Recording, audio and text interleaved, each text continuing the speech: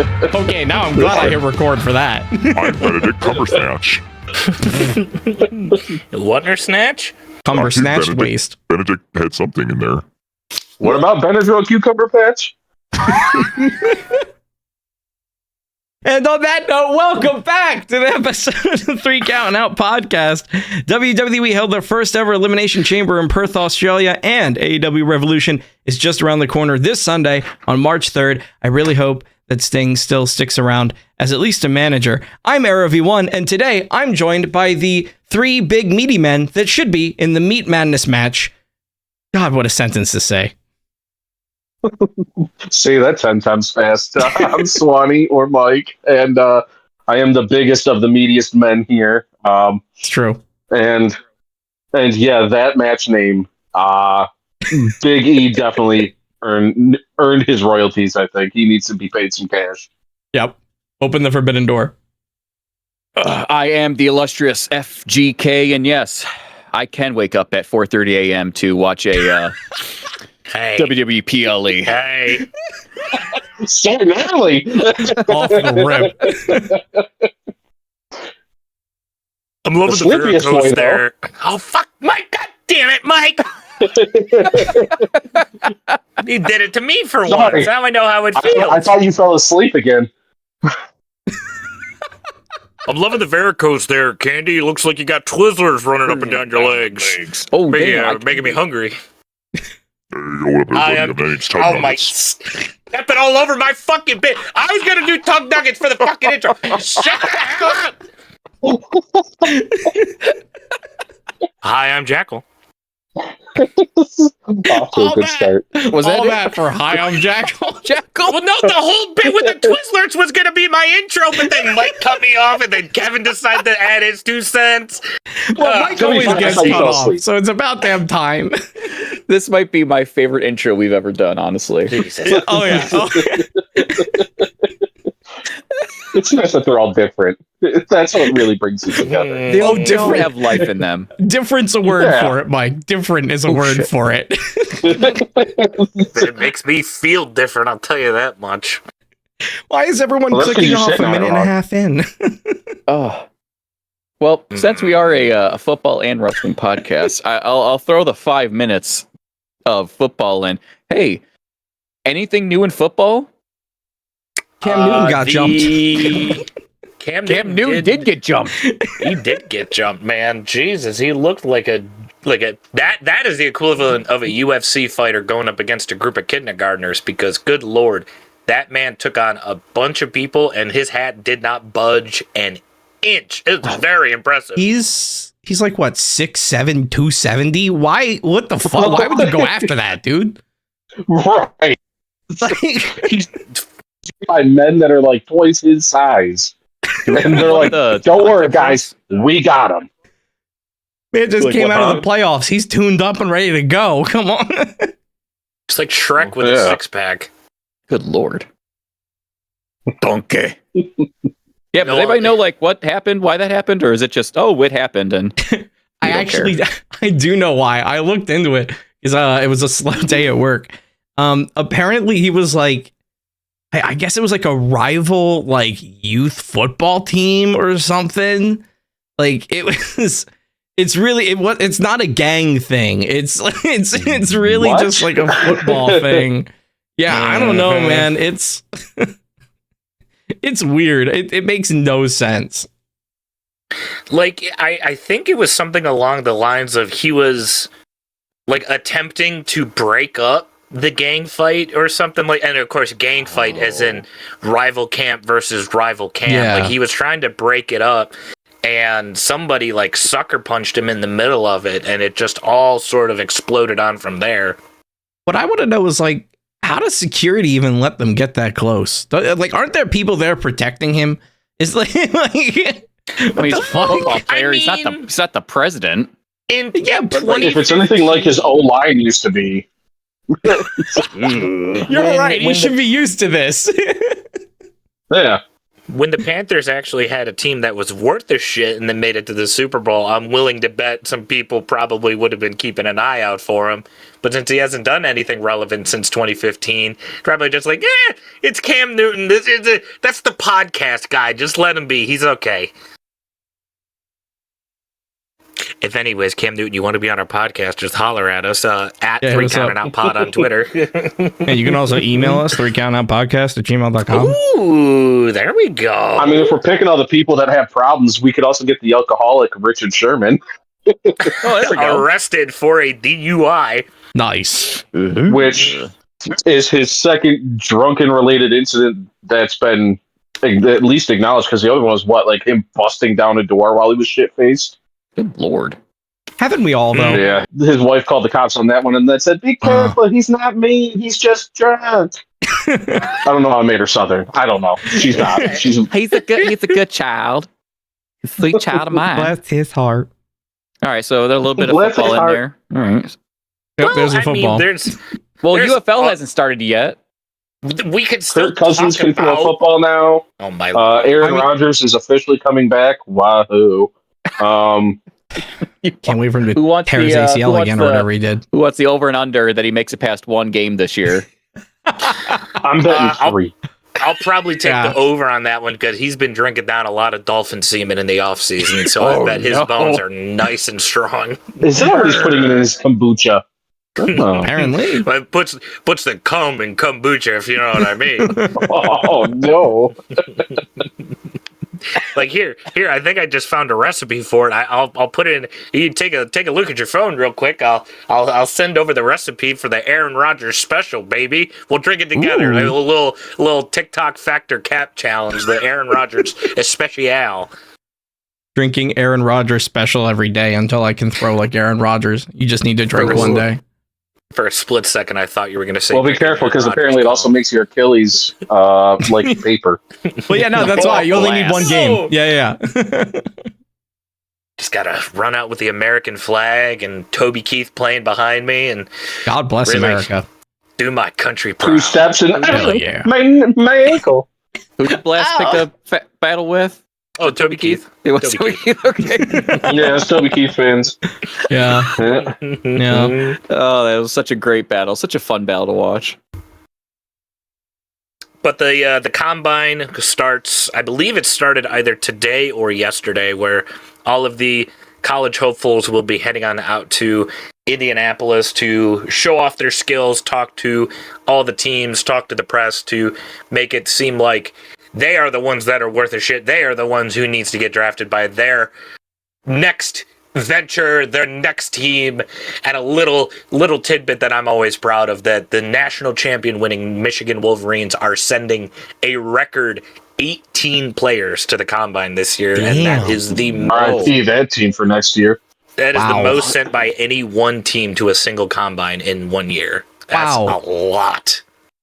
Oh yeah. And If you're wondering which team is going to be bad next year, Yeah. Mi- It's the Michigan team Where's your world. pick? yeah. Oh, very much so. I'm betting against. Yeah, them. Washington is going to be D4, and Michigan's going to be playing with the slow kids. It's going to be going. The two of them are playing for the national championship. They're going to be in the fucking Pop-Tart Bowl this time next Oh season. no! I'd watch it. The Bill Cosby Pudding Bowl. Yeah, Aw. basically. Well, you can't make it through that whole show. Yeah, you just fall asleep halfway You fall through. asleep halfway.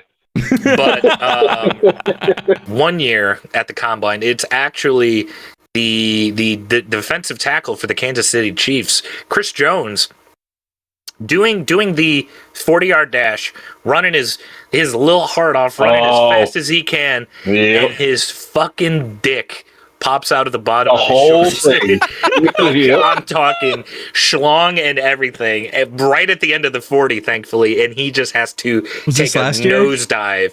Oh, it was when he was in the combine, so I want to say 2018, Oh, okay. 2017. Okay. It was a minute or two ago. It wasn't very recent, but that is a moment from the combine that's just stuck with me, is that you can literally run this 40-yard dash and have your dick pop out halfway through it. I mean, hey, it worked out for him because he's about to be one of the highest paid defensive tackles in the history of the league. So good Holy on you, shit. pal.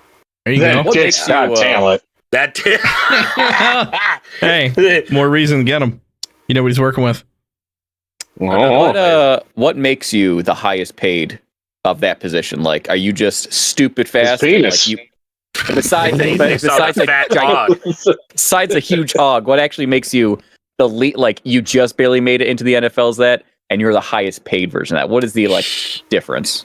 Game wrecker. Okay. Of course, the people say that the asterisks, the only reason the Lions beat him this year was because himself and Travis Kelce were not playing.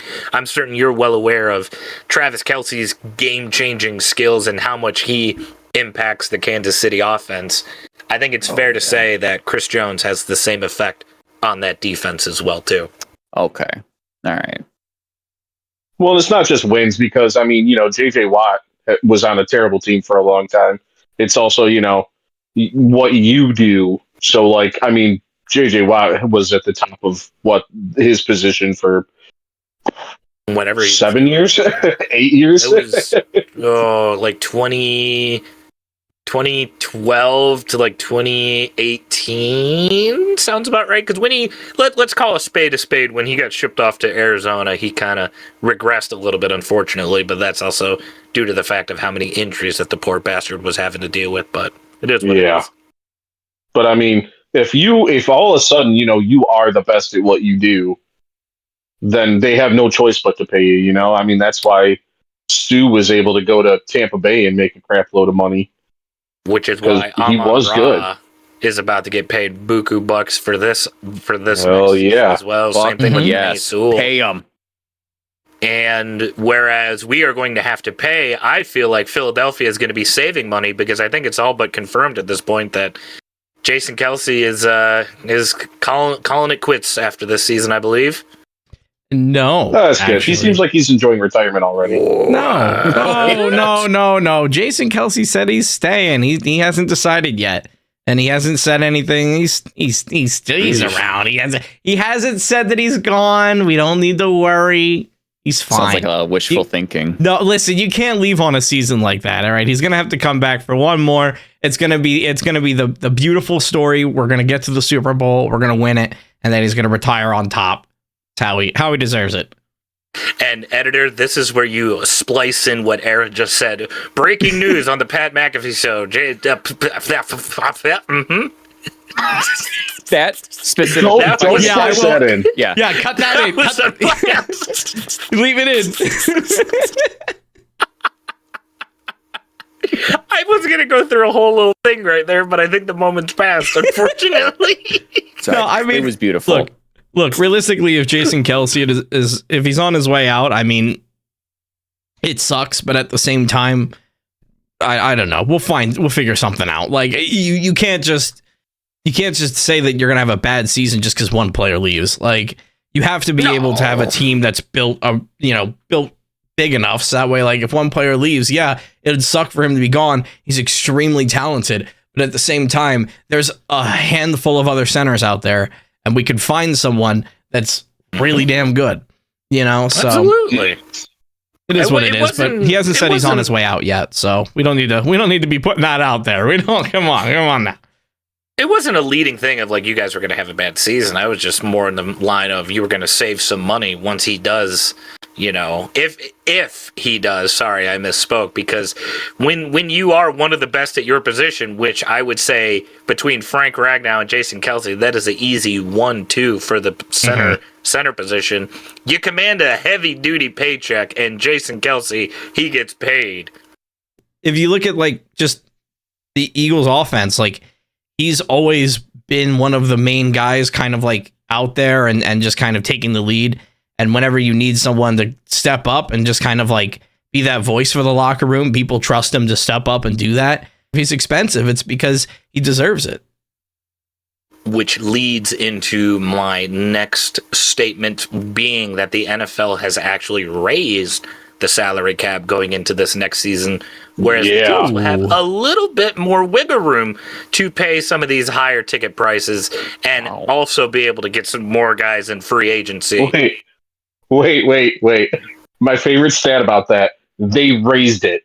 Do you know how Do you know how much of a cap hit Deshaun Watson is? Oh, to the good old Cleveland Browns. 25% of that. He takes up 25% of $255 million. Whoa. Jesus Christ. Holy shit. Just him alone. Damn, dude. Out of the 100% of the Holy Browns' shit. money that they have to pay people, they're paying a quarter of it to a single person. Good Uh-huh. Lord, Jesus, tap dancing Christ. Which team do you think benefits the most from the cap going up? Well, if we're being honest, probably the Saints, because I think at the moment they're currently negative $100 million in cap hell. So any help that they can get at the moment is probably very beneficial for them. The favorite thing with the Saints is that they've always kicked the can down the road. It's like, oh, we'll worry about it next year. Oh, we'll worry about it next year. Oh, paying Drew Brees? It's fine. Give him his money. We'll worry about the cap next year. And the next year, oh, paying Alvin Kamara and Michael Thomas? Kick it down the road. We'll worry about it next year. And the league's like, hey, so you gonna pay this debt that you guys got, or what? Like, what are we gonna do here? So easily that cap space getting changed around and moved up a little bit is going to benefit the New Orleans Saints very well. Because in a realistic sense, it should help every team because they'll have more money to pay for more free agents. So, yeah, everybody has more room to work. Absolutely. God damn. But that is all the highest. Is he the highest paid athlete right now in the NFL? Ooh. Who is the highest paid right now? Ooh.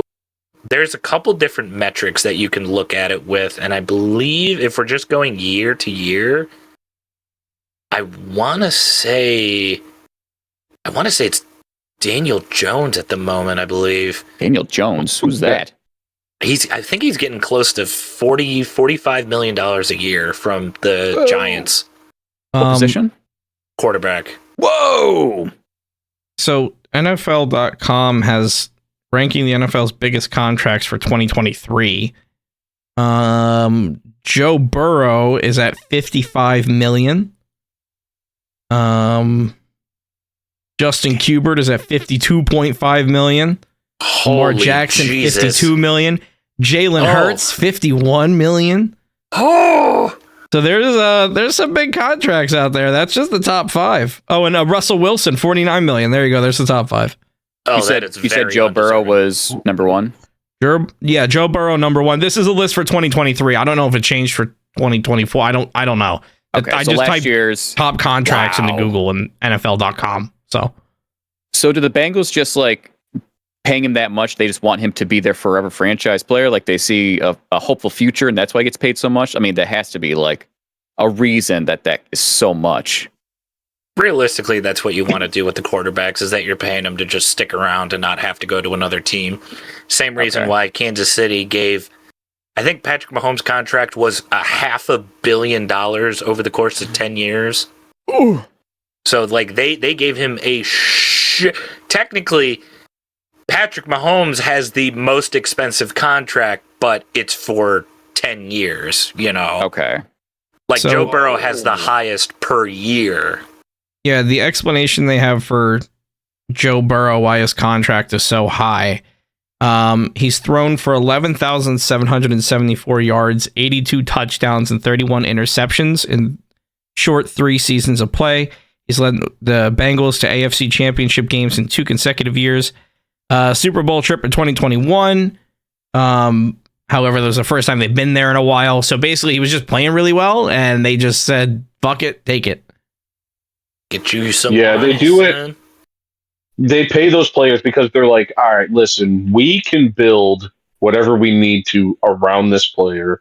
Yeah. We need this player to be a key piece to our puzzle for X many years. And that's why, you know, some do 3-4 years, some will do 10. It's all just, you know, however long they think they need that particular person and how long they think that person can be good. Yeah, I mean, you guys are Lions fans. You know all about building teams up over time. It's taken 30 years. 30 long years. one playoff win. Well, hey, still got to the NFC Championship sooner before the Cowboys did. We take There it, you go. baby. Fuck yeah. Yeah, here we Fuck go. the Cowboy. Yeah, Here we go. Fucking hate Dallas. I hate Dallas. I hate the Cowboys. I hate every single one of you. No, I think you this love is our them year. now. This is our year. No. Every single year. Our year. Well, go Dallas. How about them boys? Dak Prescott's the best quarterback of all time. Shut the... Oh, I'm getting a twitch. I'm getting a twitch in my eye. Okay, I think we need to talk about wrestling, because if we talk about football anymore, I'm going to have a... It does need to be studied about how they can blow a postseason so spectacularly. Like, they have such a good regular season team, and then all of a sudden the postseason hits, and they're just like, what do I do with my thumbs? I don't know. I don't know what to do with my thumbs.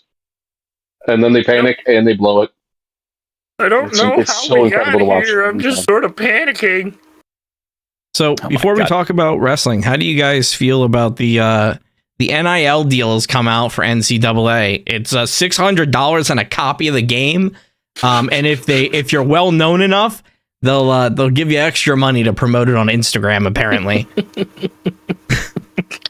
I mean, here's a video game and a cup of coffee. Thanks, kids. It's like, here's some money because we're legally obligated, and here you go, fucking play the game yourself. To be fair, that's them going, listen, bud, I don't need your name in here. I don't need your face. I'm giving you money. This game's going to sell whether or not you're in it. Yeah. Which, that's not a lie. It's part that, and also they realize, like, yes, we're gonna have to get in here the big ticket name guys that everybody wants to play as, like the Penn State rosters, the Ohio State people. But then they also have to get in the fucking Joe Schmoes from Central Michigan too. So we're just gonna pay y'all equal. If you don't like it, don't be in the game. Deal? Deal. Yeah, and if I can get a free copy of the game, hell yeah. Yeah. They even said that, like, for select players, they were getting, like, basically, like, a slightly better contract that included, like, or a slightly better deal, I guess, that included, like, promoting on social media. So, like, me being a Penn State fan, like, Nick Singleton put out on his Instagram that he was, like, in the game, that kind of thing. So it seems like they're at least getting people to really actively promote it. It seems like if they want you in the game, they are willing to kind of be like, hey, here's a little bit more. But at the same time, it seems like EA is going, listen, man, here's what you get. You get a bit of money, and you get a sad hand job. Here you go. If you don't like it, don't be in the game. Easy peasy. I mean, I respect it. I think it's pretty fair, you know. I think it's better than the deal Brock Lesnar is getting, where apparently he's on the WWE 2K24 roster, but not playable. That's odd. Yeah. That is the new thing. He's in the game, like we said last time. He's actually, like, part of Road to WrestleMania. He is that match, but he will not be a playable character. Yeah, I don't. Interesting. How does that work? How does that is? I immediately think that it has to do something with him getting money, you know, like some kind of likeness or licensing or something. But, like, I still don't understand how that would work, because you're still using him. So I don't know. I think they just took out the aspect of him being playable. But, I mean, you can't take him out of the game because they'd have to erase that whole part of, like, that whole mission would have to get erased. But they can take him out of a playable character. Yeah, they definitely had it done before everything happened, and then they were like, "Oh fuck!" Well, about that. Just get ready to download a really shitty. This is Spark Laser. There you go. No, because there's same thing. They're, like, technically modded files, but they're the model from the game, so you'll be able to play as Brock Lesnar. It's just you're gonna have to download them. It's gonna take a couple of days, I think, probably, but it'll pop up on community creations. It'll be like the new CM Punk. Did you see? Yeah. Well, I was going to say everywhere. Well, yeah, he was like, "Hey, I'm not in the game yet, and I'm not in plans for DLC, so I'm going to make it my mission to become that." They'll put him in. He'll be DLC. It's just Yeah, CM that was Punk his complaints again. Twitter thing the other day.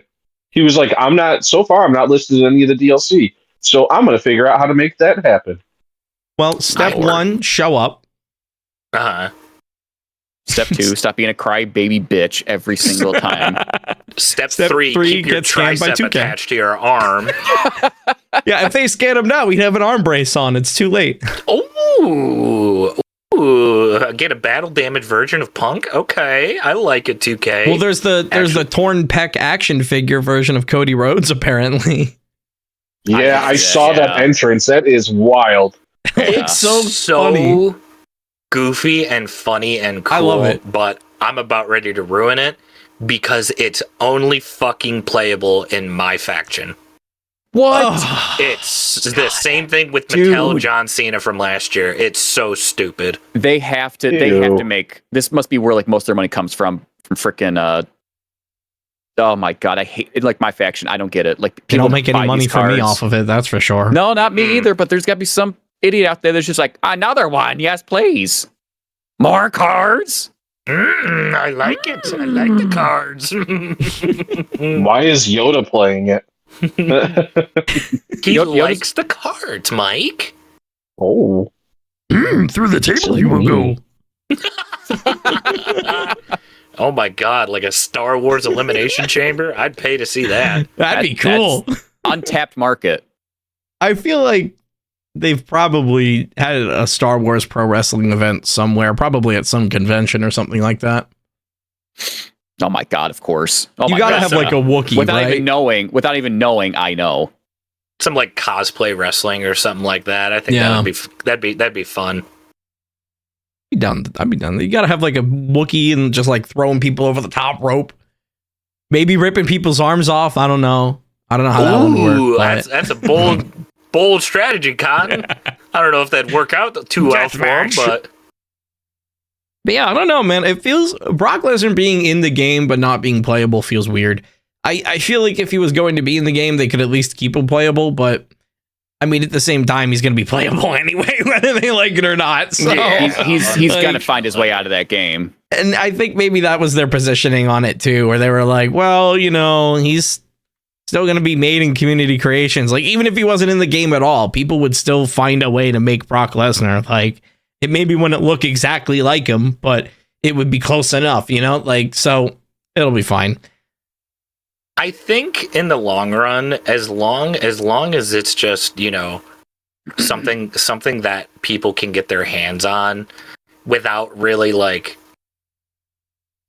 because like in a way it's not supporting Brock, because I'm fairly certain he's not going to get any sort of money from the game, but like it's still, they're not exactly Benoiting him just yet. Correct me if I'm wrong, but I also feel like it's it's kind of headed that way. It's like a silent write-off.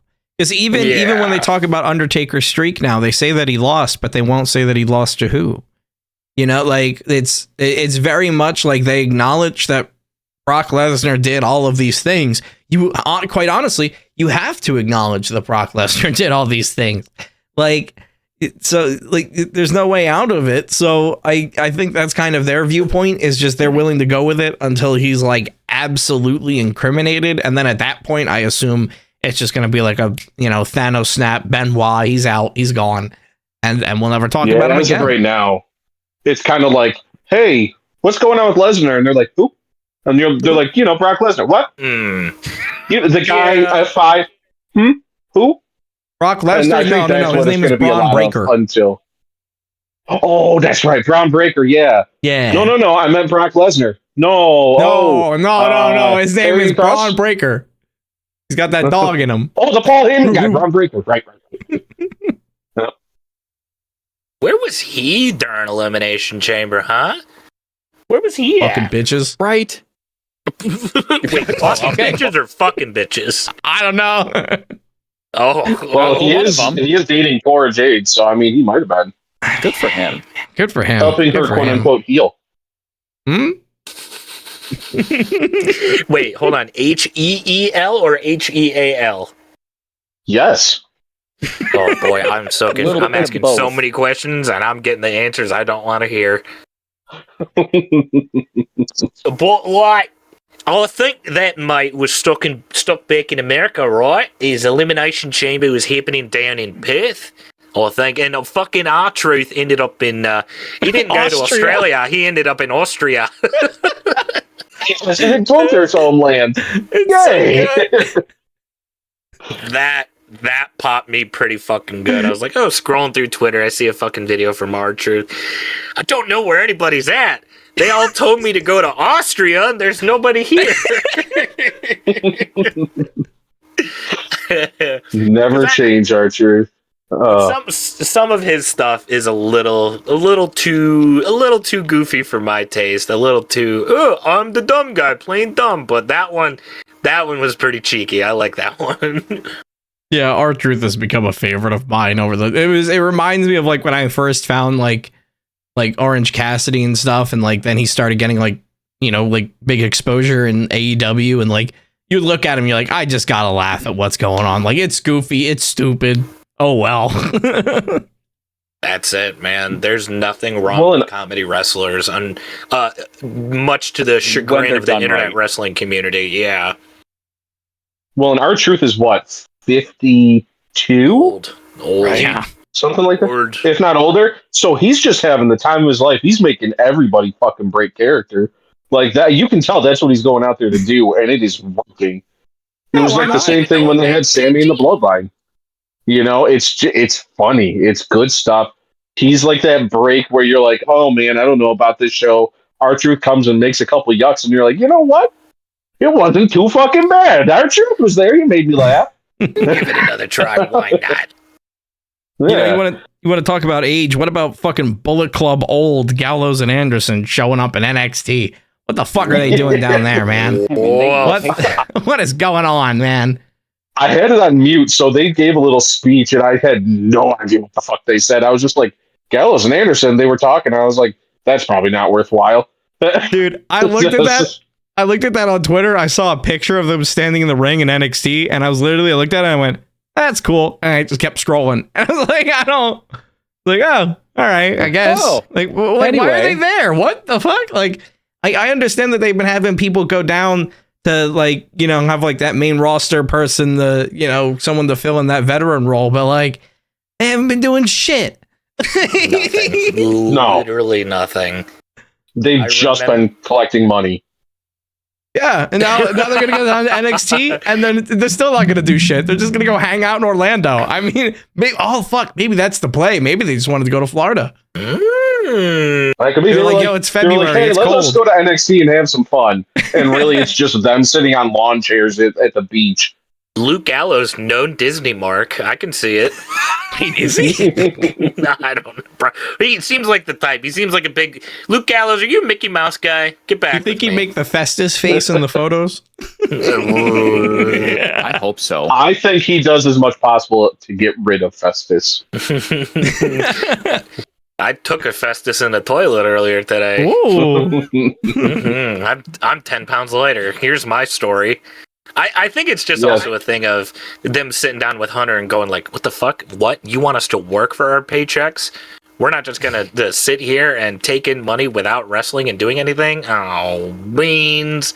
If you say so, I guess. Because I think it's going to be very similar to what New Day did, which is, come in, probably win the tag titles, make it a little bit more relevant, drop it to a team on the up and up, and then just go back to the main roster, which makes the most sense to me. But of course, what do I know? I'm just some shit. Well, they need to have a believable team, I guess, beat Braun Breaker and Baron Corbin for the belts. Mm-hmm. And so I guess they could do that. Maybe. That's a thing. And then they can, drop it to one of the million other teams. And by million, I mean like 4 that are there. Million's a stretch. I feel like WWE just needs to split their tag title belts, because, like, I'm gonna be honest, man, I don't care anymore, dude. I get that the Judgment Day is holding everything. I get that's their shtick, but like, Man, it's the same thing that was happening like with every other championship. It feels like it's like, all right, cool. They retained again. Like we need to start switching it up, and it's one of the only belts that's still like both brands. You know. I'm gonna kind of flip it the other way. I'm gonna say they keep it. They make a better fucking belt than people carrying around 2 goddamn belts and really showing you don't care about the tag division. Mm-hmm. I think you make a really cool looking fucking undisputed tag team championship belt, and then all these teams you have start showcasing them for real, instead of just going like, yeah, we have tag teams, neat. That's it. And then have them actually like, all of a sudden, okay, this pay-per-view, we have 4 teams. Good luck. And just start moving that belt around more. Make it so people have to work. The shit. You have all of these people. Like we have Dunn and Tyler Bate on a team, which is insane to say on the main roster. Yeah, and their name is so dumb. Yeah. It was British Strong Style. They were like, nah, that's too cool. We got to have something dumber. The New Catch Republic. That's intimidating right there. Sounds dumb. Catch Wrestling was Drew Gulak, however the fuck you say his last name. Gulak. That was his whole thing. He had like a whole school for catch wrestling style, and he was like the catch wrestling guy. And then they were like, no, Pete Dunne and Tyler Bate. Why? Because fuck you. That's why. That's why. I read somewhere on Twitter, so take it with a grain of salt. But I read somewhere on Twitter that the only reason why they changed the name was because British Strong Style is BSS. And the Blackpool Combat Club is BCC, and that marketing thought they were too similar. Well, heaven forbid people start comparing those two, a great wrestling group and great wrestling in Britain. Fuck. What are we going to do? Make money? I'd argue it's one of the only teams in AEW you want to be compared to right now. Exactly. Them and FTR. God forbid. My dick is SMALL. Wrestling fans can't even spell. You don't even got to worry about it. It's okay, WWE. It's okay. You don't have to rename everything that comes up from NXT because it's not just this tag team. It's everybody who's shown up either loses a first name, loses a last name, gets a name change entirely.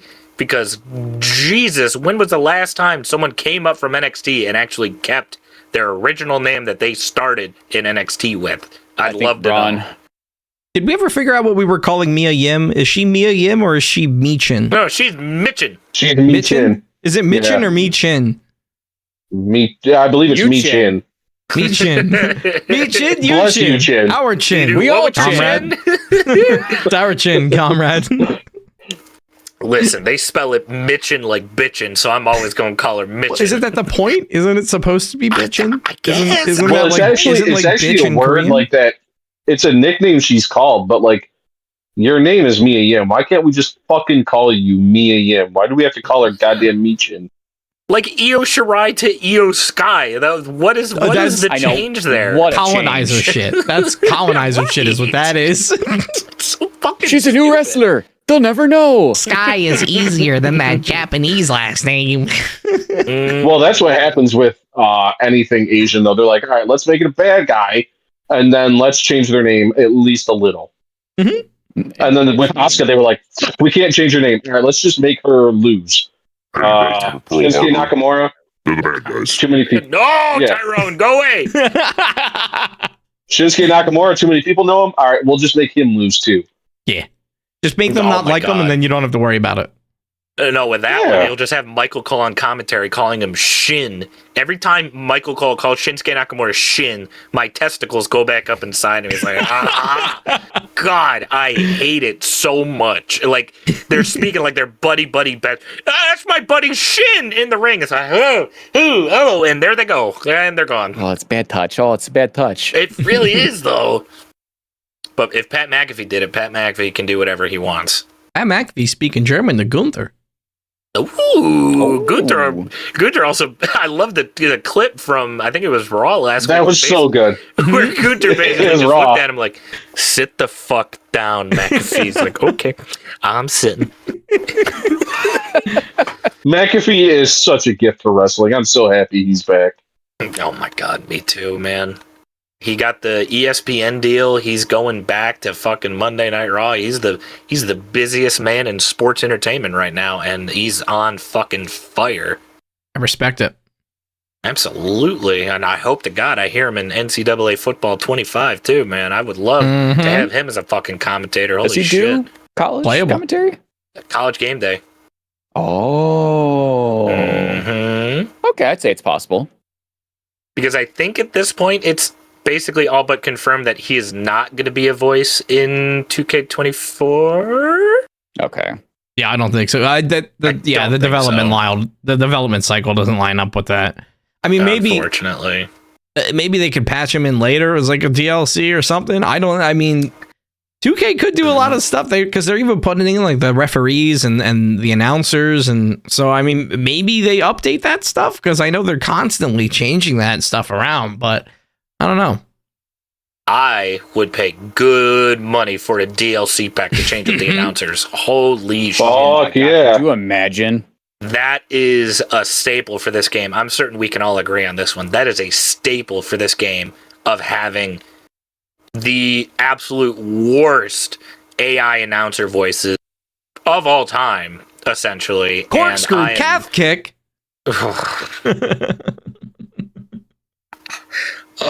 Oh, the camera can't see it, but I just got a migraine. That one's going to leave a mark. Oh, that one's going to leave a mark. I swear to God, it's broken. If you hit him like just The twice in a row. strongest part of the ring. That's going to leave a mark. That's going to leave a mark. Vintage Seth Rollins. Vintage RKO Roman out of Reigns. nowhere. That's going to leave a mark. He's going to put it away. My. Can he do it? Oh, my. Oh, so if there's an option to just turn down the commentary or I always mute do. it, There is. Oh, yeah. You can turn your commentary down. You turn Audio it off. commentary, 0. Here's what I don't get. Why the fuck in this game is Byron Saxton still fucking commentating? What? because he's the Wait, only one available enough to do the lines. Yeah, they were like, what's He doesn't have Byron much going doing? on. They're like, Michael he's just Cole's jerking too off in the busy. back corner. What do you need him for? Oh, we'll just have him pop out a couple lines. Nah, fuck it. Just reuse the ones from last year. Brilliant. And he's in it again. I'm like, we have Wade Barrett. We have Corey Graves. We Yeah. have Booker. Even if we had Booker T just for Trick Williams' entrance, fine. That would be great. And then That's they gonna were be like, you know blasphemous. what? Let's...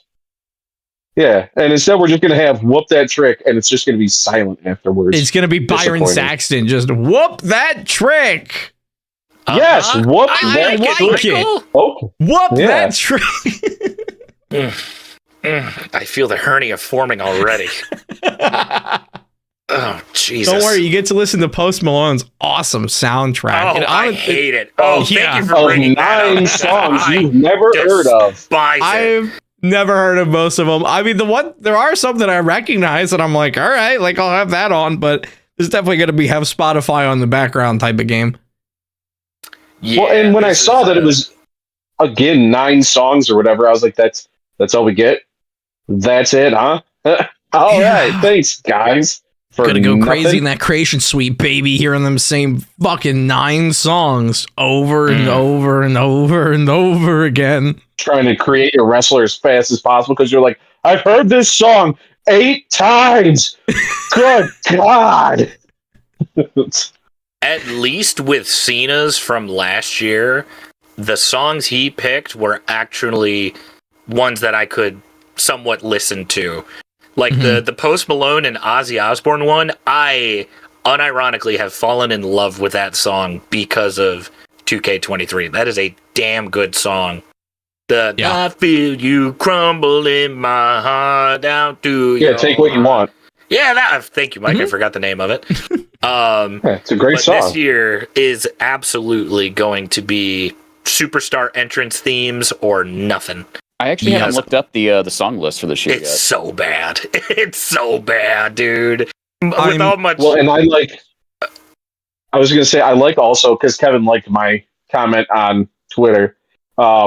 Somebody was like, oh, yeah, you can finally make your tag partner, like, grab a chair for you or distract the ref. And I was like, oh, yeah, stuff they took out like 7-8 years ago. Yeah. Neat. I love that. I can't wait for them to bring back Creative Fisher because it will come back and be like, guys, we introduced, we invented this really new thing, brand new, never existed before. Creative Finisher. You're welcome. I love that. They do it every year with shit. So fucking dumb. They're just slowly but surely. They're like, hey, here's one other thing we took out of the massive game we used to have. Here you go. Enjoy. Just like when you used to be able to put on everybody's tattoos. And I know they got in trouble for that because they were doing it like without their permission. Pay them. Fuck, who cares? Let me have more than just generic barbed wire 1. Asian sleeve number 1. It's just so letters. bad. Yeah. Lines. Yeah. Get their tattoos. I would much rather have Randy Orton's or Baron Corbin's than generic 2. I swear to God, there's like 4 tattoos that have existed, have never left the game since like SVR 10. Yeah. Oh yeah. Yeah. There's those 4 that you know that have been there since day 1.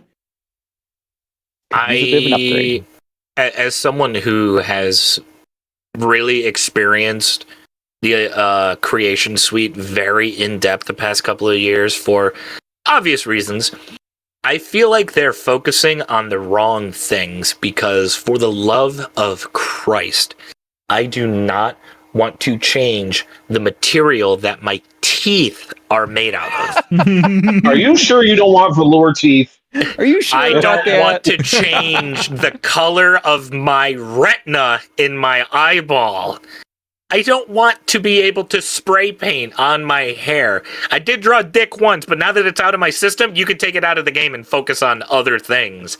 I don't want to be able to change the skin color on each individual finger. I want to be able to focus on different things. These guys are going so in depth of like, oh, they want to do this, they want to do that. It's like, no, like, let me make a t-shirt or let me make different fan signs in the background. That's another thing that they need to work on is the fucking AI generated fan signs, because there are some in that game that have been there since hell, not even 2011 SVR. I'm talking like SmackDown versus Raw 2007, dude. My favorite part. Hi, Mom, and then 1, 2, 3, and all that usual shit too. Favorite part? Sorry, I cut you off. No, I was gonna say my favorite part of the WWE games is when you're doing your entrance, and then there's just the random crowd noise, and you hear the woohoo! Oh my god, bro, come on! Yeah. Let me just hear the music. I don't give a fuck. You can just make it generic. Like, come on, man. We don't need the individual. We don't need to simulate people getting too close to the TV camera. All right, like, come on, that's too much. Only because it just happened. I was actually editing before we actually started, and it's one of my old MyRise ones I'm trying to kick out for the new one, and I'm editing, and it caught me so off guard because there's a guy who goes, yeah, and then I have to save it. The guy just goes, ugh, and was like, what the fuck was that? Caught me so off guard. It wasn't a cheer. It was like an utteral grunt, and it caught me so off guard. I'll see if I can get it. That sounds like the sound that Eddie Kingston may be making after he has a match with Bryan Danielson. So I do want to real quick. I do want to go over the matches because Revolution is on Sunday. So this is AEW's kind of next big pay-per-view. And it is Sting's final match. That's kind of like the big thing. I said it in the beginning. I hope that after his final match, they didn't necessarily say retirement, So I hope that he's just kind of around as like a managerial figure. Purely selfish. I just like Sting. But I do want to go down here and go down the list. I just have Wikipedia pulled up, and we'll just kind of I just first impressions, whatever your thoughts are. So the first one on here is a tornado tag match for the AEW World Tag Team Champion. We just talked about it. It is Sting's last match. Sting and Darby Allin with Ric Flair in their corner versus the Young Bucks, right now known as the EVPs, Matthew and Nicholas Jackson. So I just assume with Sting being one of those old classic guys that this is a tried true, will happen. Sting's going out on his back. It's going to happen. Mm-hmm. It's just he's part of that old squad of, you go out on your back. It's just a thing. I think Darby's definitely not going to lose it. I feel like maybe shenanigans, like the Young Bucks have to cheat to win, but I mean, I was going to say, I think Ric Flair turns on him, right? Right at the end. Well, if he does, what's it gonna do? Yeah. as fun as that sounds to see a rivalry between Sting and Flair, I think I will probably pass on it, unfortunately, but I could see it happening. They go into rival. What does he have? Energy drink. Fuck yeah! Woo! Energy. You gotta say it that way every time. I thought you were talking about wings. Ric Flair versus Logan Paul. Prime versus woo. But yeah, no, I think Sting and Darby lose it. As much as the Young Bucks really need another tag title run, it's kind of silly to have Sting go out with the title. So I'm leaning Young Bucks on this one. Also, before we go any farther, I just want to say this because it is absurd. So, as long as wrestling's been around, they've done that like whole wrestlers versus the authority type thing, and it's so overdone because WWE buried it into the ground. Now we have TNA and AEW doing it at the same damn time. And it's like, really, guys? Did we need that? It'll always be around. There's always the evil authority figure. Because you want to hate your boss, like it's something we can all get behind. It's just your boss not caring about you, and you feel undervalued or whatever. So I feel like it's something that's easily relatable to a lot of people, and that's just why they do it a lot. Yeah. Especially, the type of people that are wrestling fans too. Just the middle America. Dead end job. God, I hate my job. Oh, I gotta clock in, clock out every day just to make the boss man happy, type of shit. And it's an old played out storyline for sure, but I'm certain that hopefully companies nowadays are smart enough to actually make it a little more entertaining than just kind of copying and pasting what Stone Cold did back in the day. They're not. Yeah. A girl can dream, Mike. I will give. Because let me tell you, woof. I will give the Young Bucks credit. I do think it was a really cool visual of them coming out in the white suits and then leaving soaked in blood. I thought that was funny. Oh yeah. That's beautiful. But that's about the only good thing that I can spotlight from this. I mean, otherwise it just seems like Sting is putting the Young Bucks over on his way out, which. Sure, I guess if that's what he wants to do. I mean, Tony Khan's been very vocal that Sting gets to kind of call his own shots on the way out. So if this is what he wants to do, sure, I guess I'm going to watch it, but I'm not watching it because I want to see, Darby Allin and Sting versus the Young Bucks. I'm watching it because I want to see Sting's last match. Although that does bring us to the next match for the AEW International Championship. A singles match, Orange Cassidy versus Roderick Strong with Matt Taven and Mike Bennett from the Undisputed Kingdom. That's the AEW Devils storyline. Voted the best storyline of 2023 last year, baby. Yeah. I mean, wait. Check that again. Check that again. Oh, wait, hold on. My teleprompter's messed up. Oh, the worst storyline. Oh, there it is. Oh, shit. You know what's even worse is that I'm fairly certain Roderick Strong's going to win, right? I'm pulling for Roddy on this one, just because I feel like Orange Cassidy's body at this point is held together with duct tape and hopes and dreams. So give that man a well-deserved break, because Jesus Christ. I will say Orange Cassidy versus Roderick Strong sounds like something that I would have seen in Chikara about a decade ago. So I can say, as somebody who watched that match a decade ago, it's going to be fucking great. Definitely watch it. Well, but at the same time, Orange Cassidy now, Orange Cassidy is crazy. That Orange Cassidy, it's going to be a crazy match. It's going to be great. But at the same time, I think, as much as I hate to say it, I think Roderick Strong is going to win. I kind of don't really care, but I'm going to watch it. It's going to be great wrestling. Samoa Joe versus Hangman Adam Page and Swerve Strickland with, I guess Nana's probably going to be out there too, dancing away or whatever he does. I'm gonna be very quick and short about this. I think Samoa Joe is gonna fucking destroy people.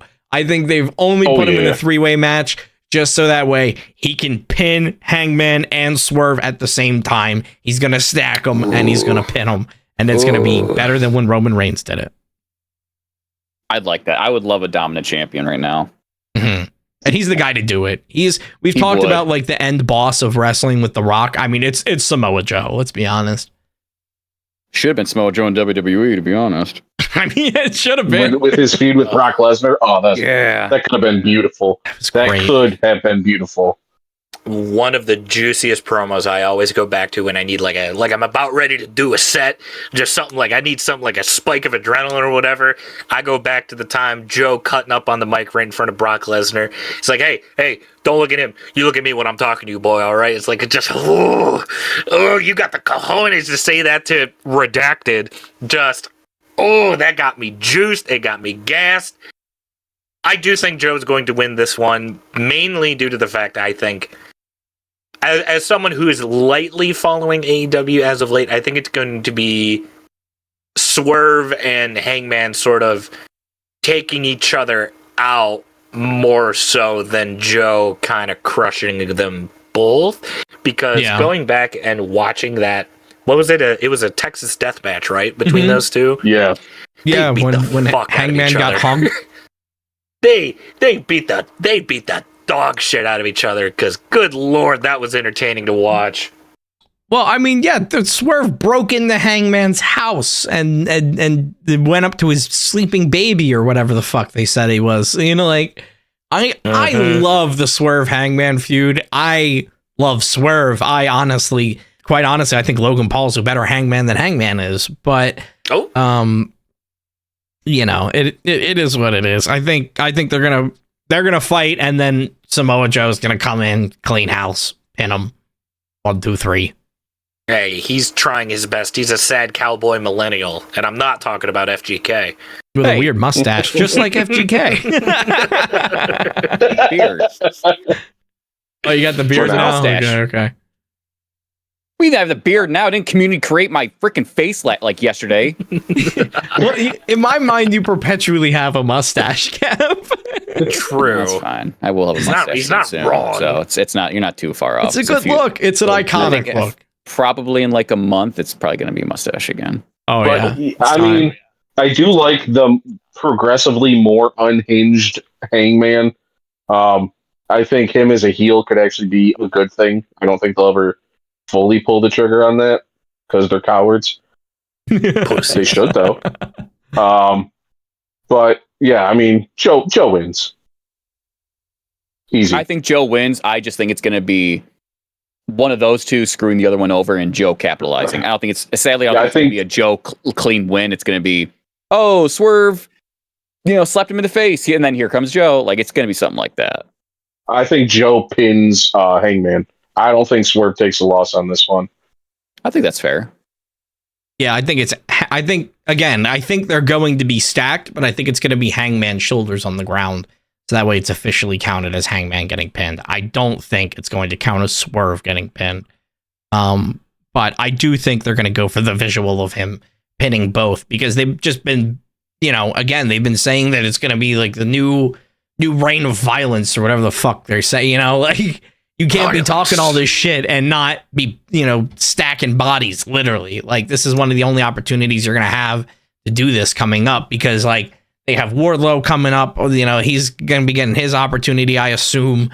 So they're going to have to start heading into singles territory soon. So it's like, you got to start building them. I don't know if Wardlow is going to have that chance anytime soon.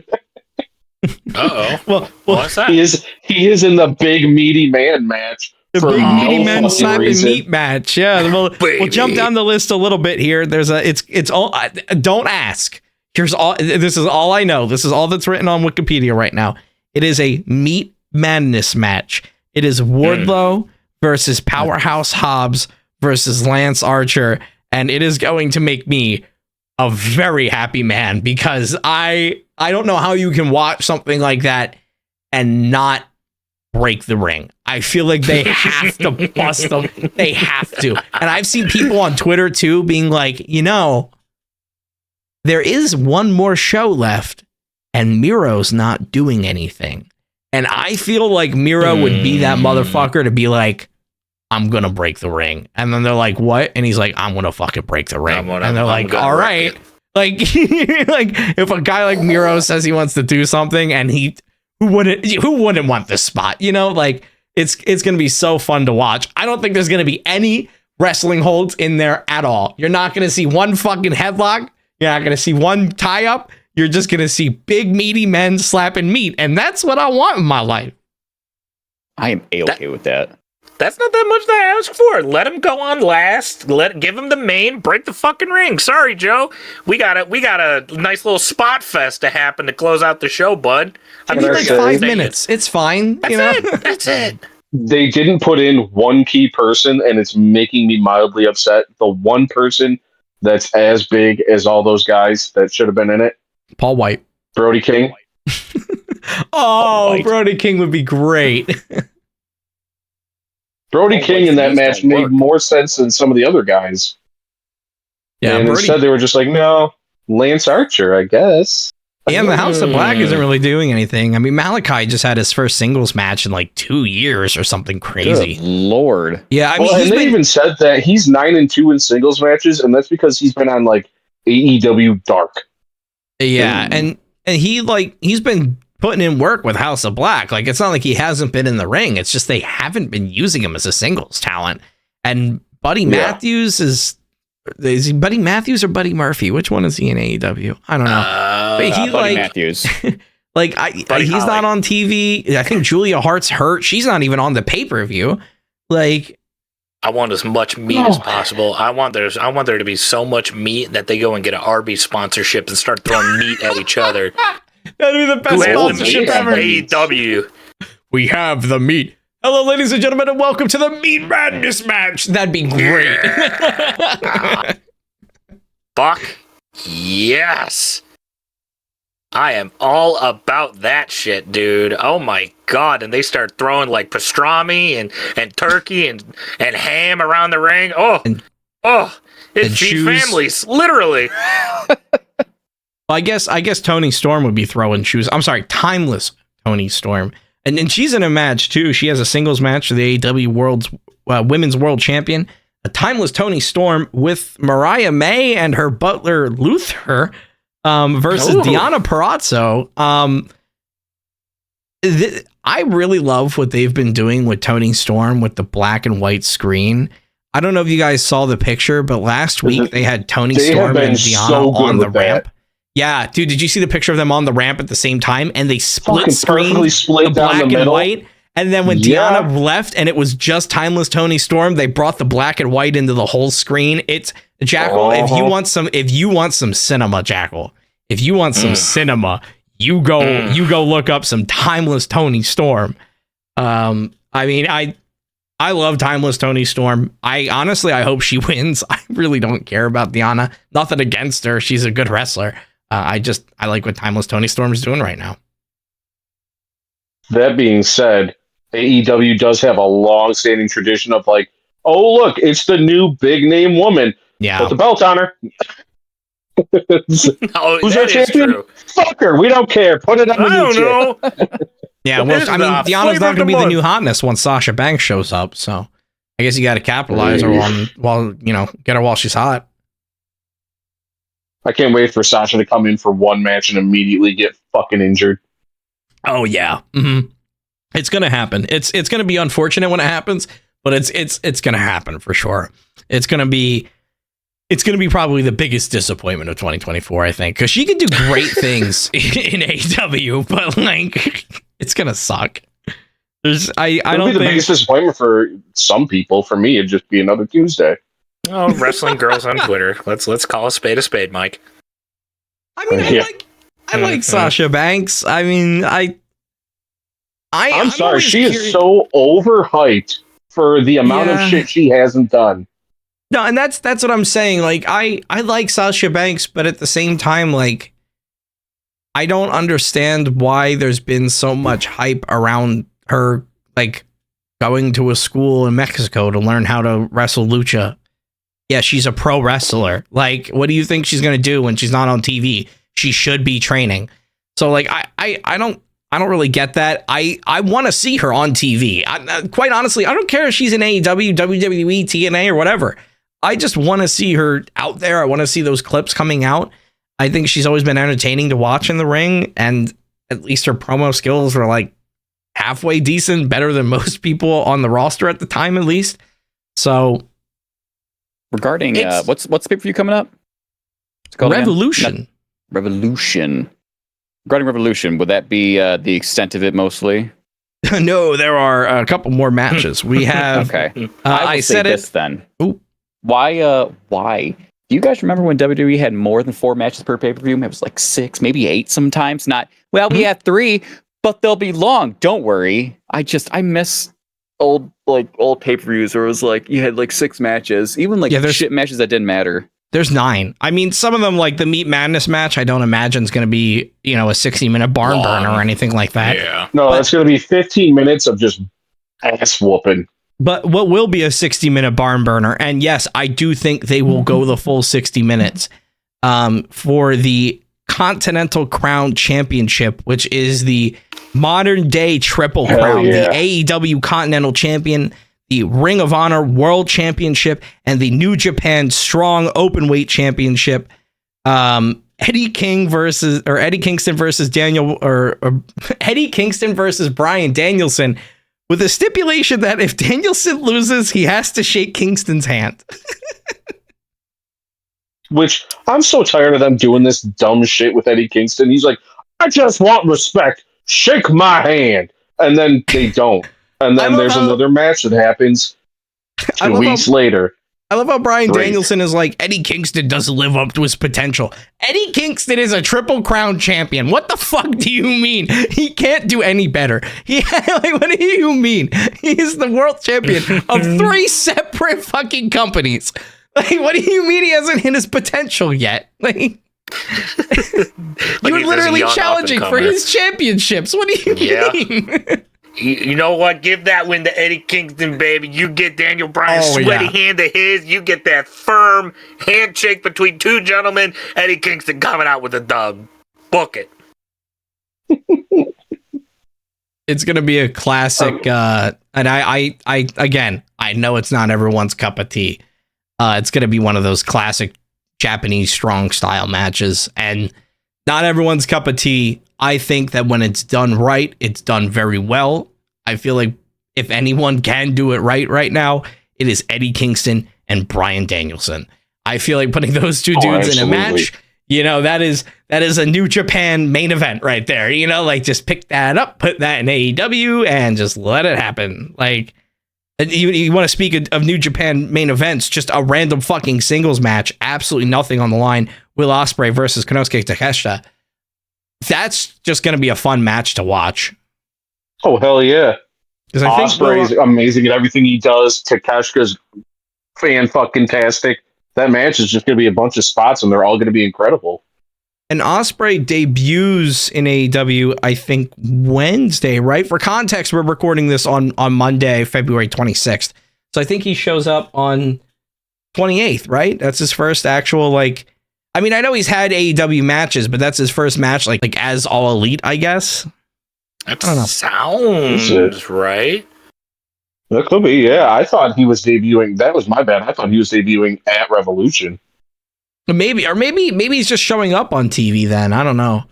I know that he's definitely advertised for Dynamite, but I don't know. I mean, I said it last week. I'll say it again. I'm really excited for Will Ospreay being on AEW television. I don't feel like they should run him in matches every week, but I feel like he should be on TV every week. So let's get this ball rolling. He's fun to watch. Everybody likes watching flippy dippy shit. So can't go wrong. If they do. You know where you can go wrong? Where? Christian Cage with Kill Switch and Nick Wayne's mom and Nick Wayne versus Daniel Garcia. for the AEW TNT Championship. Man, it's unfortunate that Adam Copeland's out. It fucking sucks, dude. I hate suck. it, man. Oh, is he injured AEW again? did the AEW thing. Yeah, well, I don't know if he's badly injured. I don't know. I know that he's out. But AEW did the AEW thing where they take this guy who they're like, all right, time to hit the ground running, and they put him in matches every week. It's exactly like what I said they shouldn't be doing with Will Ospreay. They should be using him every week, but not in matches. Adam Copeland, they're like, hey, buddy, I got an idea. Let's have you have a match with fucking no-name jobber over there with absolutely nothing on the line. And, instead of having you go one-on-one with the champ for a rematch, it's like they just, I don't know. I feel like this whole Christian Cage, Adam Copeland, whatever they're trying to do here, I feel like just hasn't hit. At this point, I want to see Christian Cage lose. So that way, whenever Adam Copeland is healthy again, they can just be a tag team together and they can ride off into the sunset. Yep. That'd be a perfect ending. That sounds a little too perfect. Take him out back with the Hardys and Jesus, no. Oh no, we're gonna old Except the Hardys have needed to be old Yellered about 4 years ago, and we're a little late on that one. That ain't the truth. Oh. I mean, he is named Kill Switch, so I mean, he may be able to. And then the last match on the card here, finally, the just says tag team match, FTR versus BCC. This is a match that I have ran on 2K23 multiple times. BCC, it's going to be John Moxley and Claudio Castagnoli. It's going to be great. Wheeler Yuta's not around, but I think it's going to be a great match. It's going to be some great tag team wrestling. There's no championships or anything on the line, so kind of nothing to really care about. Just good wrestling. And is that so much to ask for at the end of the day? No, Is that really so what we much need. to ask for? Absolutely it is. Because shit, man. Some good old fashioned just beat the shit out of you wrestling is good. It's good for the soul. It's like chicken noodle soup, you know? And that's what I want to happen between those two. You want them to turn into chicken noodle soup? Absolutely. I'm a man of very, very odd tastes, and this Campbell's Chunky match is something that's going to be very tasty for me. Is that what they're going to do with the meat from the Meat Madness match? They're gonna make like a stew. That's it. Ooh, and then you know what I say to him? I Wardlow say, stew. let them cook. I don't care who wins. I want a good fucking wrestling match. If you smell what AEW is cooking. I don't, but yeah. I will say, I did have a question pop up this last week. And it popped up while I was watching a Christian Cage promo with Sting. Why does AEW have so many dead dads? They are the Dead Dad Collection Company. Christian Cage and his promos were never fitted for a company more. How many dead dads have there been? And how many dads? He's the dad of like half the company now. I heard your dad was dead.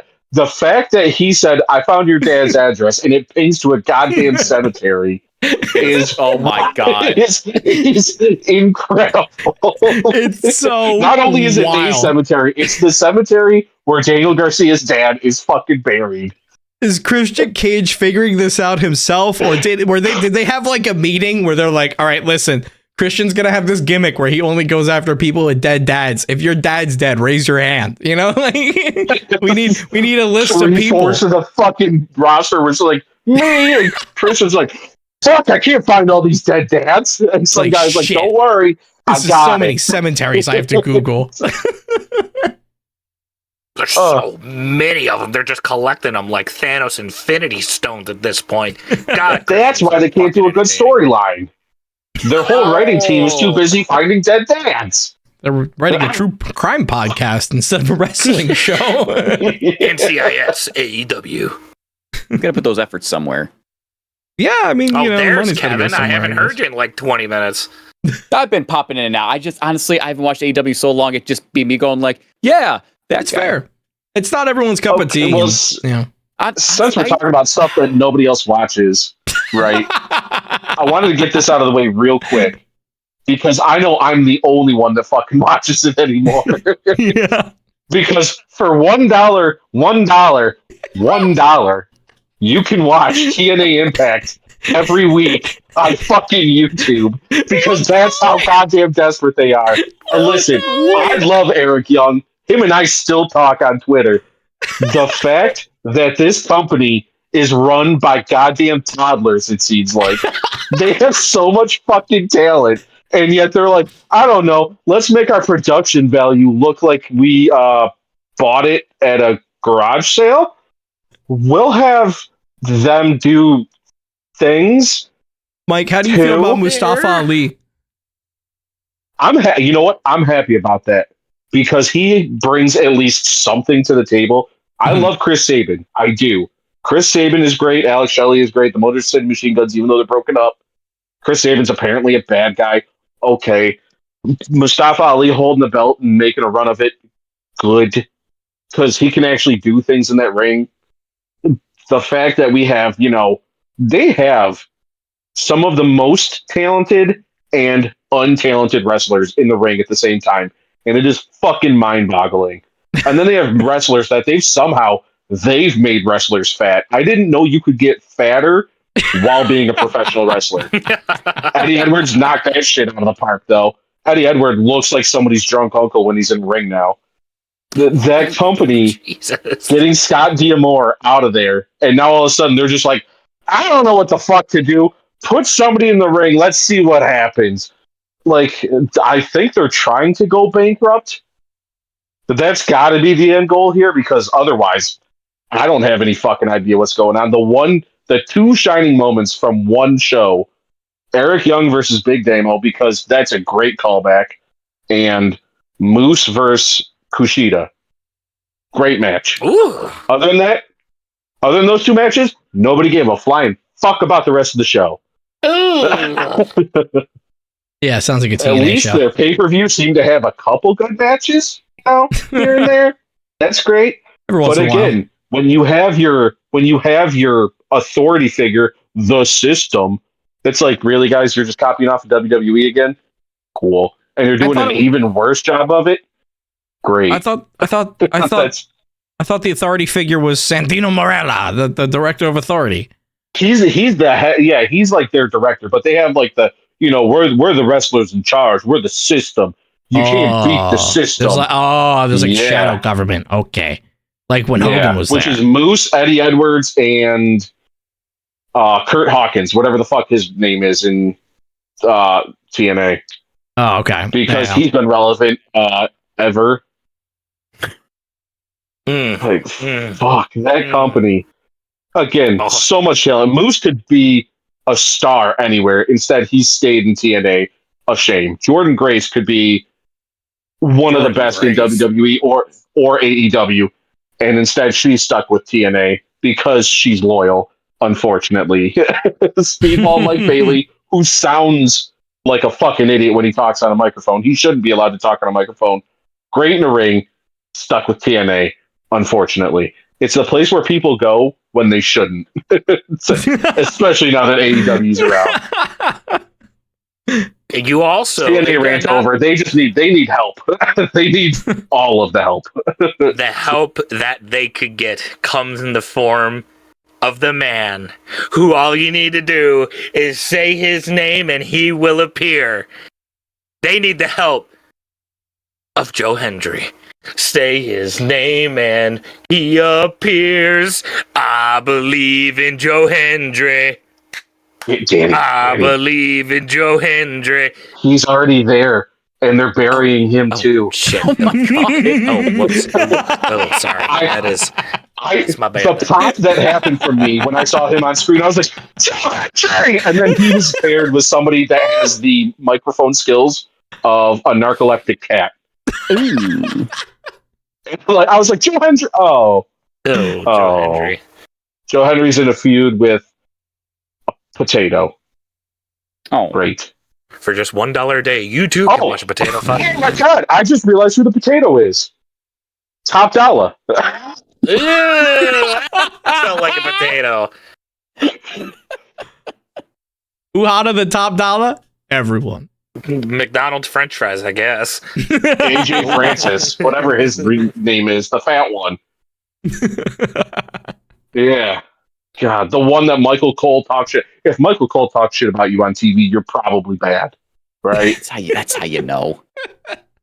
So basically, you're telling me if I have to decide between watching TNA for a month or getting an Arizona iced tea, you're telling me to get the drink. Okay. Yes, every time you can. Got it. Understood. I feel like the Iced tea will $1, win and I'm every like, you know time. what? I'll watch it, but I'm not gonna like it. For $1 a day, even you can go home depressed. Thanks, TNA. Crackle, Kev, did you guys have anything you wanted to talk about? We have been going for like an hour, 20 minutes. It's almost 8 o'clock. Hey, so Elimination Chamber happened. Oh yeah. Oh, fuck! Wait. If you want to know what happened talked at about Elimination Chamber, Yeah. watch our last episode because we guessed it all. We did. There you go. Perfect. we did talk about it. We just said, listen, there wasn't anything that really happened that we didn't call. The only thing that AJ happened Styles that we is the didn't pettiest call. bitch out there. Yeah, that's the only thing that happened that we didn't call is that AJ Styles fucking flew from America to Australia just to hit a motherfucker with a steel chair, and I respect it. He did. I aspire to be that level of petty. Right. Also, Tiffany got- Stratton was stupid over, which was the exact God, opposite of what yeah. we for said. her. Amazing for her. Yeah. But yeah, I mean, that's the exact opposite of what we said. But I mean, at the same time, man, I'm starting to get it. So let's go. Let's ramp it up.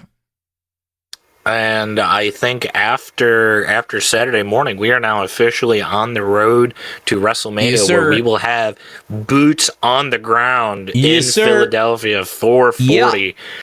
We are what? It's the beginning of April. It's the We end of are February, so we are about exactly 4 weeks, 40 days away 40 days from WrestleMania. We are 40 days away from WrestleMania 40. Yours truly will be there, so make sure that you are following us on our socials at 3 Counting Out Podcast on basically everything except for Twitter, where we have to be 3 Counting Out Pod. We will be posting stuff on our TikTok while I'm at WrestleMania, so make sure that you watch there. I will also be going live on my TikTok at WrestleMania, not during the main event or during any of the matches, just during some of the cool shit happening during WrestleCon. Please don't take away my tickets, WWE. But you can follow me there at EraV1TTV, and you can also follow me over at twitch.tv/EraV1 or youtube.com/@EraV1Music. 40 days. God damn. So what happens when Roman retains? I'm not gonna say it. I'm just gonna say it every week. You have the spatial awareness of a coconut. You just did his whole outro, and you're continuing the bit on 40. I know, but just like, what happens when he wins? I cry. What happens when he wins? I'll continue to do my outro. You can find me on the internet at twitch.tv/Jack the Joker. Don't look for me anywhere else. I don't want you there.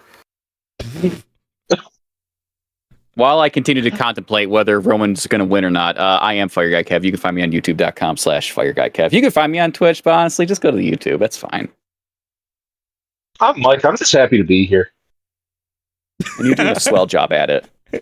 Yeah, Man. I love that we're all plugging stuff, and Mike's like, I'm here. Wait. I know where you can find me. One of their channels at some point, probably. This is true. Yeah. Make sure you use hashtag 3 Counting Out Podcast on social media too to connect with us. I want to try to see if we can get that popping off a little bit, because it's one of those things where if we figure out kind of what people want to talk about or just kind of see that engagement, we can start that little echo circle. And again, WWE is already listening to this podcast anyway. This is evident on how they're booking Braun Breaker. So, like, you might as well listen to us, because we're the moon. Hey, listen, we got Braun Breaker. We predicted all of Elimination Chamber. So, you know what I'm saying? Listen, I'm feeling pretty good about it. They may have rejected me from the job, but I feel like I maybe still got it. You know what I mean? Yeah. I'm sorry. Booker T, is that you? Shuck it, duck it, baby, yeah. Yeah, Booker T. Well, guess what? I got a little bit. I got a little bit from behind Booker T. Go ahead, somebody else count this. Come on, count it this week. Come on, I got the pin. 1, 2, 3, and there it is. Yeah, that's right. You gotta win one right before Jackomania. Going in strong. Fuck yeah. Damn it, you hit me right in the dick, man. What the fuck was that for? I thought this whole point was that we pretend to hit My each secret other. technique. Oh, my nards. Oh, the dick punch. What's the capital of Thailand? Oh, that's Shinsuke's favorite move. Bangkok. I still love the fact that Eric goes through a whole outro. Man, guys, what would happen if Roman wins, lols? I'm gonna be honest. Question, man. I'm gonna be honest. An hour and a half, dude. It's a movie at this point. We can talk about Roman Reigns retaining over the next 40 days. Yeah, it was so genuine. I think I'm just gonna make this because I think I've asked it the last 3 weeks now. I think I'm just gonna make this a thing until WrestleMania 40. Great. Just make sure you ruin the outro every time. Somebody's like, all right, that'll do it from 3 count. Now you're like, so what would happen if Roman Reigns wins?